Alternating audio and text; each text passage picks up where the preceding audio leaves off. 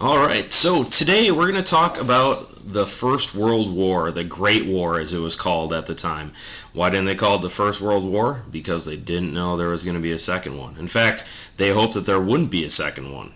They called at the time, this was called the War to End All Wars.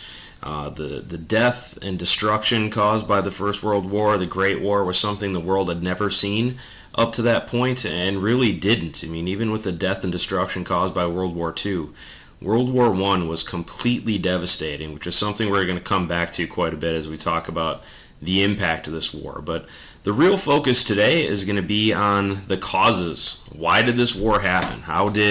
Why is it that an entire generation of young men all across Europe was pretty much decimated? So how did this all happen? We got to back up a little bit. We're going to talk about the late 1800s first, and then we'll see what happens in 1914. So here we go. So when we look at what was happening in the world at the time of World War I, like I said, we need to back up, and really what we need to understand is that World War I happened because of some of these long-term problems that were happening throughout the world, but especially in Europe.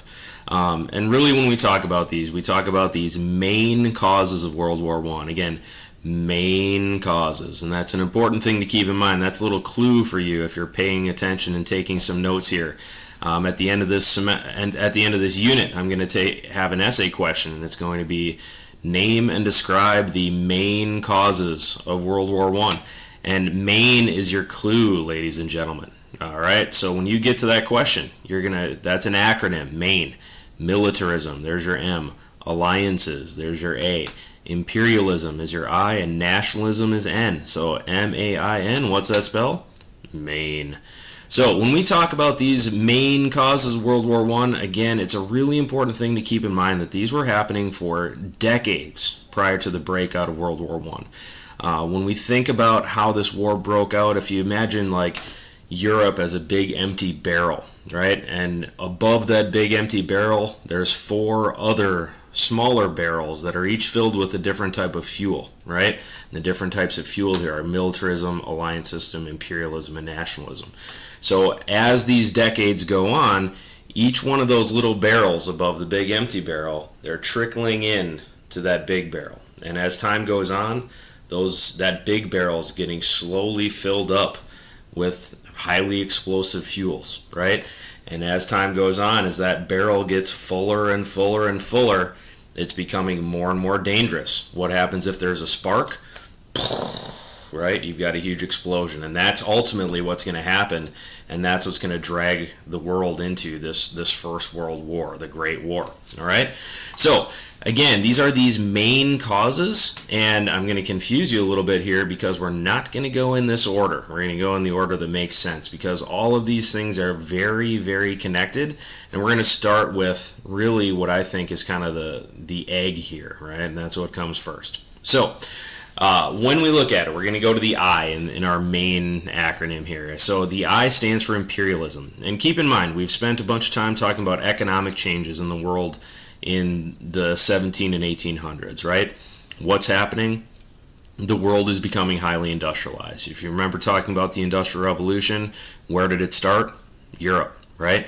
So these European powers, they are, workers, or the people increasingly are moving into cities. They're getting jobs in factories.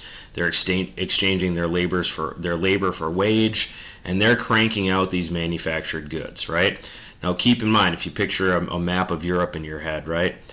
Europe is filled with tiny little countries. A lot of these European countries are, the size of American states, right? But they're not independent. They're not states. They're independent nations. They've got their own language, their own culture. They truly believe that they are different than these other countries. More on that in a second. Now, as these countries are becoming more and more industrialized, they need a couple things. For one, they need raw materials. How are you going to make anything if you don't have stuff to make it out of, right? So these countries need raw materials. They don't have a ton on their own because remember, they're really small little nations. So they're going to need a new source of raw materials. On top of that, what are those raw materials getting turned into in these European factories, whether they're French or British or German or whatever? They're getting turned into manufactured goods. How are these companies and these countries, by extension, make money? Selling that stuff. Who do you sell it to? customers, right? So as time goes on, these European nations, they need new raw materials, they need new markets to sell their products to. And where are they going to get that? Because some of their competitors aren't going to be wanting to buy their stuff or sell them their natural resources.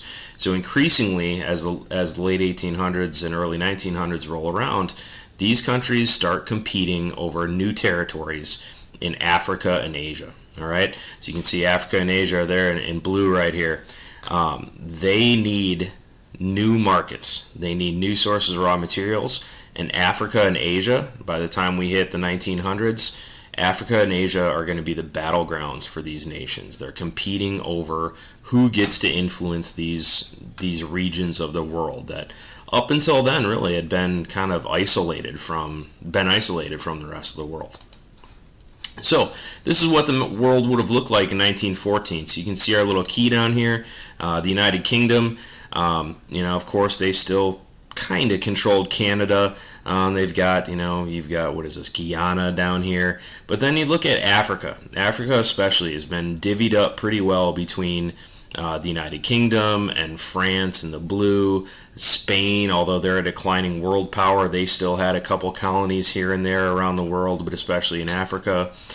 Portugal, also another declining power, but they've still got some control of different regions inside Africa. The Germans, they've got some territory in Africa as well. The Italians also, they've got some territory. The Netherlands, which again, we never think of as a world power except when we're talking about 1400s, but they still had managed to hang on to Indonesia, all right? The United States, of course, it's an important thing to keep in mind. Remember, 1898, you had the Spanish-American War. What did we get? We got the Philippines, and that's going to be one of those reasons we're going to get sucked into this war as well. All right, so this is what the world looks like in 1914. All of these countries, remember, are competing over influence. Do you think they're going to be happy with just, France maintaining this chunk of territory, most of which is a desert? Of course not. They're going to want to gain more and more territory, right? So our next big cause when we look at it is nationalism. So remember, all of these little countries, they are little, right? They're the size of American states for the most part. But remember, they've got rich histories. They've got their own languages. They've got their own currency. They have their own everything. And none of them, Germans did not want to be French. The French did not want to be British. I mean, each of these countries desperately held on to their identity. It's really the only thing that they had. And when they're looking across the border at their neighbors, they didn't see a lot in common with each other. They viewed themselves as really, when you look in the early 1900s, people really viewed like the Germans as a separate race, Austrians as a separate race, the French were a separate race, not nationality, right? These people were completely different, and their understanding of like genetics and science at the time led these people to believe that they are truly distinct from their next door neighbors, even though you can hop on a train right here in France and in a few hours you're in Germany, right? So this is a small chunk of land, but these guys totally thought that they were better than everybody, all right? And nationalism, loving your country, that's one thing, but this nationalism that we're talking about that settled across Europe in the early 1900s, this is going to be a dangerous situation. These guys wanted to they didn't feel bad about harming their neighbors because, the French are like, it's just the Germans. What's the big difference, right? So they're willing to harm their neighbors because they're better than them, right? So you've got like nation versus nation competition with this nationalism. In addition, you also had little smaller groups of people, especially inside, you look at Austria, Hungary, and Germany here especially, and the Russians. Bigger chunks of territory, but there's also little groups inside those regions that wanted to get their independence, all right? So you've got the Serbs, for example, who lived right here, present-day Serbia, in the Balkan Peninsula, all right? They did not like being part of the Austro-Hungarian Empire, and they're going to be pushing for independence to break away from this bigger empire, and that's going to cause tension. So when we talk about nationalism, again, you've got conflict between countries, but you also have conflict inside these countries that was very dangerous and close to blowing these nations apart. All right, so keep that in mind because that plays an important role in how this war actually does. That barrel, the spark that's going to throw it off, is directly related to nationalism. Okay, so So again, like down here, like I said, this is part, loosely connected into the Austro-Hungarian Empire, but a lot of these other groups, they don't really respect their borders. They want to go different places. They want independence, but, their masters don't want to let that happen. Okay? Now, on top of that, you also had militarism, which, where is that slide? There it is. All right, so militarism, all right, the M in Maine. So all of these countries, if you're going to have a big empire around the world, you're going to need to be able to defend it, right? Your ships are going to be in danger. Your people that you have moving into these foreign countries, they need protection. How do you do that? You build a giant navy, right? By the late 1900s, or late 1800s and early 1900s, all of these imperial powers also were incredibly powerful, and they had the ability to extend their military strength around the world through their navies, right? Germany especially, hugely powerful navy, hugely powerful army, and all of these countries, again, if you're looking at your next door neighbor and you see them stockpiling weapons and building a stronger and stronger navy, what are you going to do? Is France going to look at Germany and say, oh yeah, they've got a much bigger navy than ours, and we're just going to let that happen? Of course not, right? If Germany comes out with a machine gun that fires 100 rounds a minute, the French are going to come up with one that fires, 150, right? And each nation is going to be, trying to one-up each other, so that what you have is, by the time 1914 rolls around, all of these countries had invested tons of money in these things, these battleships, very modern-looking battleships made of steel, powered by coal, practically unlimited range, huge weapons capable of blasting holes in just about everything, right? They're all developing these new types of artillery shells that have massive explosions that can, tear apart any kind of defenses.